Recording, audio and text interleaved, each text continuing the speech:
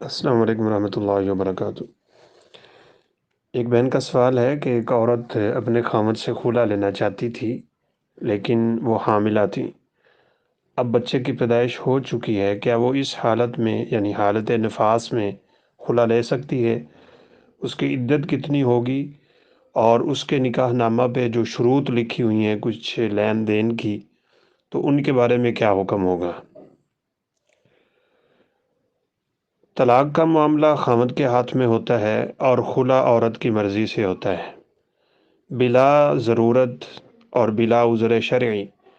عورت کا اپنے خاوند سے خلا لینا انتہائی ناپسندیدہ عمل ہے، بلکہ رسول اللہ صلی اللہ علیہ وسلم نے اس کی سخت وعید بھی سنائی ہے کہ ایسی عورت جنت جانا تو درکنار، وہ اس کی خوشبو بھی نہیں پا سکیں گی۔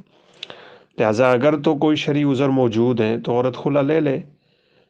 باقی رہی بات کہ اس حالت میں تو خلا میں چونکہ خاوند کی طرف سے نہیں بلکہ عورت کی طرف سے مسائل ہوتے ہیں، اور عورت چاہ رہی ہوتی ہے کہ میرا خاوند میری جان چھوڑ دے، لہٰذا وہ کر سکتی ہے۔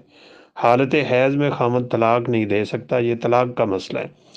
باقی رہی بات لین دین کی، تو خلا میں تو عورت نے سب کچھ خاوند کو واپس دینا ہوتا ہے، جو اس کو ملا تھا حق مہر تک وہ سب وہ واپس دے دے، پھر خلا ہوتا ہے۔ جو چیزیں ابھی اس کو ملی نہیں ہیں ان کی تو وہ حقدار نہیں رہے گی، وہ چونکہ واپس دینی تھی۔ آپ صلی اللہ علیہ وسلم کے پاس غالباً فاطمہ بنت قیس رضی اللہ تعالیٰ عنہ آئی تھیں کہ مجھے اپنے خاوند پہ کوئی شکوہ نہیں ہے دین اور اخلاق کے اعتبار سے، لیکن وہ مجھے اچھے نہیں لگتے، تو انی اکرہ الکفر فی الاسلام۔ اب میں ان کے نکاح میں رہ کے ان کی فرما برداری نہ کروں تو یہ ناشکری ہوگی اور یہ مجھے اچھا نہیں لگ رہا، تو آپ بتائیں میں کیا کروں؟ تو آپ صلی اللہ علیہ وسلم نے فرمایا ان کا باغ واپس دے دو جو تمہیں اقمار میں ملا تھا، اور ان سے جدائی لے لیتے ہیں۔ تو ان کو پھر آپ نے بلا کے کہا اقبل الحدیقہ وطلقھا تطلیقہ، ان سے باغ لے لو اور خلا لو ان سے۔ تو خلا میں عورت کو کچھ نہیں ملتا، بلکہ عورت نے جو کچھ لیا ہو واپس دینا ہوتا ہے۔ باقی رہی عدت کی بات، تو نبی صلی اللہ علیہ وسلم نے فاطمہ کی عدت ایک حیض رکھی تھی، لہٰذا ایک حیض اس عورت کی عدت ہے۔